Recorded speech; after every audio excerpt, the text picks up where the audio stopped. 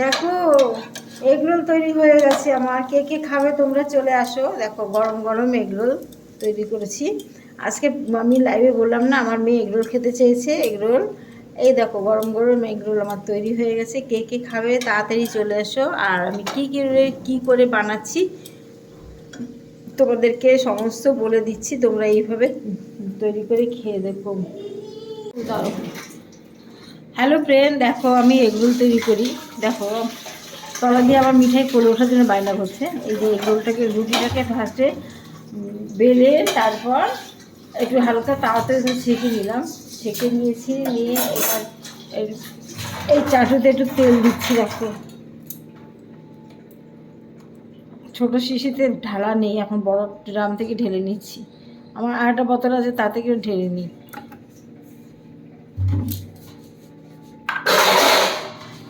তাওয়াতে তেল দিলাম।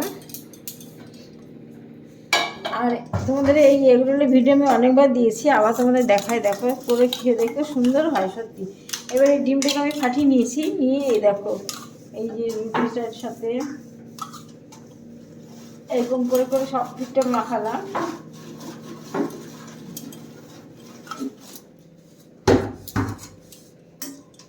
একটু জোর দিই, জোরটা কম হয়ে গেছে। চিমনি চালাবো, তোমাদের সাথে ভিডিও করছি বলে চিমনিটা চালাতে পারছি না, নাহলে শব্দ হবে, সেই জন্য চিমনি চালাতেছি না। দেখো ডিমটা সব জায়গায় আমি মাখিয়ে নিয়েছি, এটা ঠিক আছে, মাখিয়ে নিয়েছি। এবার তেলটা আমার গরম হয়ে গেছে। এবার ডিমটাকে আস্তে করে দিয়ে এই দিলাম। দেখো এবার দিয়েছি তো, একটু জোরটা কমিয়ে দিই। এবার এই দিকে দেখো এই পিঠে আবার একটু ডিম লাগিয়ে দিচ্ছি।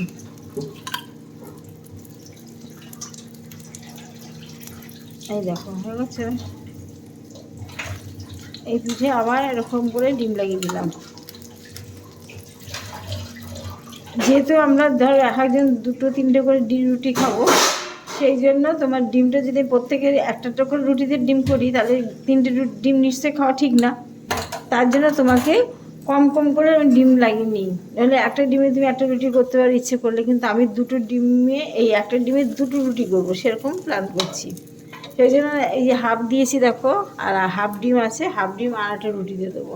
এবার জোর দিলাম, দিয়ে এটাকে ভাজবো দু পিঠ লাল করে। ব্যাস হয়ে গেল আমার তৈরি এগরোল।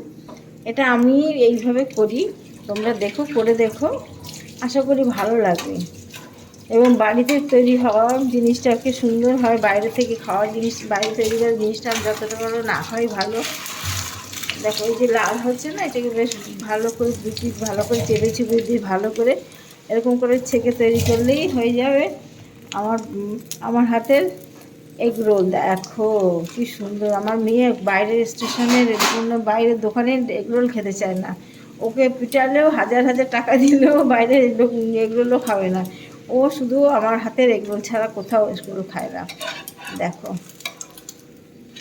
দেখেছো, দেখো কি সুন্দর হচ্ছে। দেখো এটাকে একটু ভালো করে ভাজতে হবে, দারুণ। ঠিক আছে বন্ধুরা, রাখছি। আবার চলে আসবো নতুন একটা ব্লগ নিয়ে, তোমরা সবাই পাশে থেকো। বাই।